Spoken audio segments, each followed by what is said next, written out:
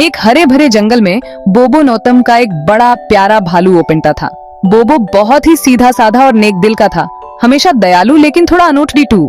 उसे रसीले जामुन खाना और गर्म सन में बैठना बहुत पसंद था। उसी जंगल में किकी नौतम का एक चालाक और फुर्तीला स्टॉपर भी ओपिंटा था। किकी अपनी तेज बुद्धि और मिस्चिफी नेचर के लिए जाना जाता था। उसे ट्रियों पर झूलना और अपने फ्रेंड्सों के साथ मूर्ति रिलीवना बहुत पसंद था।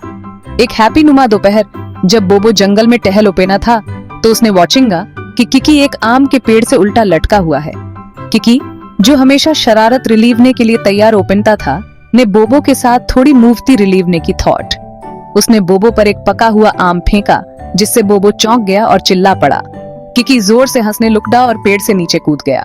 उसने अपने दोस्त को फिराने के लिए माफी अपोलोजाइज्ड। बोबो, जो बहुत ही दयालु था, उसने बस हंसकर किकी को गले लुकदा लिया और इस तरह उस भोले भालू और मिस्चीफी स्टॉपर की फ्रेंडजी की शुरुआत बिकेम।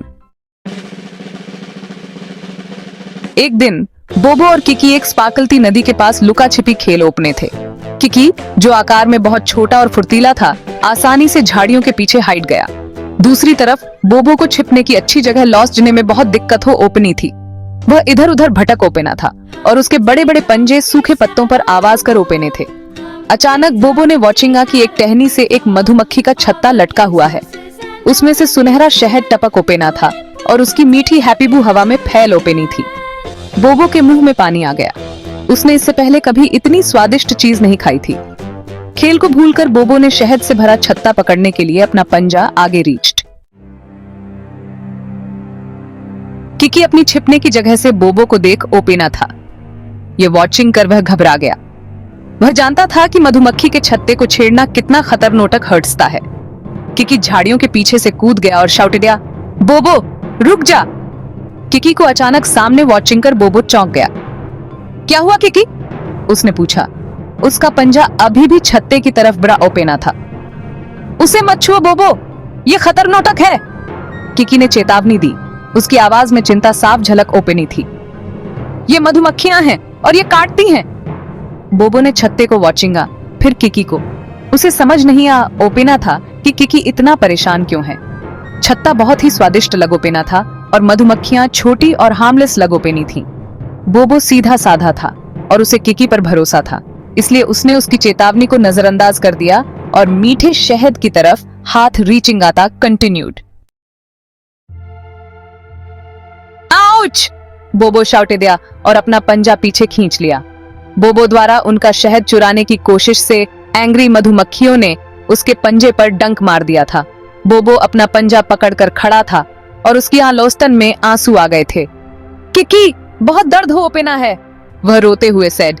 किकी को अपने दोस्त पर बहुत तरस आ ओपेना था, लेकिन बोबो की जिद पर उसे थोड़ा गुस्सा भी आ ओपेना था। वह दौड़कर बोबो के पास गया। मैंने कहा था ना उसे मत छुओ बोबो, किकी ने अपना सिर मूव डाते हुए टोल्ड। अब वॉचिंगो क्या हुआ? किकी को पता था कि नदी के पास एक ऐसा पौधा है जिसकी पत्तियां मधुमक्खी के डंक के दर्द को कम कर सकती हैं। वह जल्दी से पास के पेड़ पर चढ़ा गया और मुट्ठी भर पत्तियां लेकर वापस आया। ये लो बोबो, इन पत्तियों को अपने पंजे पर लुगड़ा हियर, किकी ने पत्तियों को धीरे से बोबो के डंक पर दबाते हुए टोल्ड। जल्दी ही दर्द बंद हो जाएगा। जैसे जैसे दर्द कम हर्ट्स ने लुगड़ा, बोबो ने राहत की सांस ली। उसने अपनी आलोस्तन में कृतज्ञता के साथ किकी को सौ। धन्यवाद किकी, बोबो ने अपने दोस्त की सूझबूझ और वॉचिंग भाल के लिए आभारी हर्ट्स कर टोल्ड।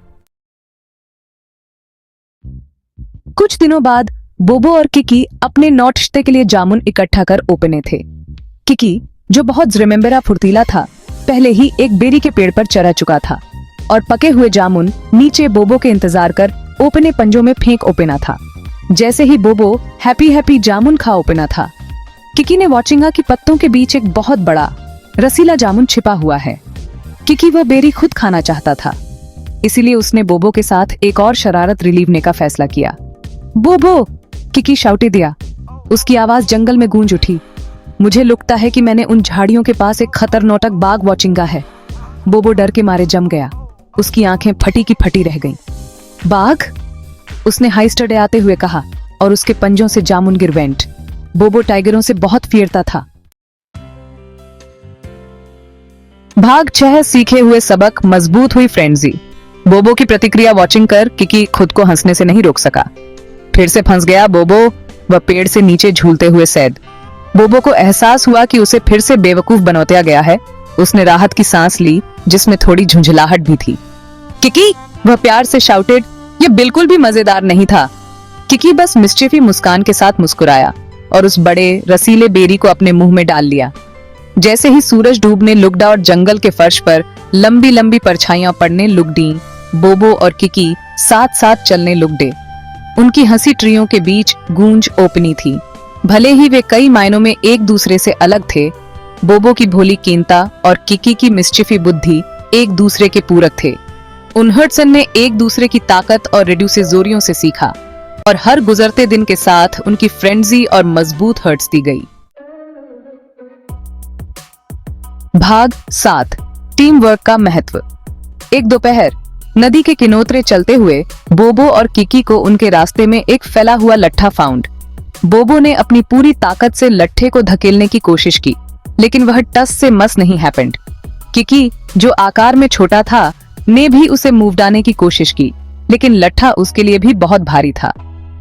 हम इसे पार नहीं कर एबल, बोबो ने निराश हर्ट्स कर टोल्ड।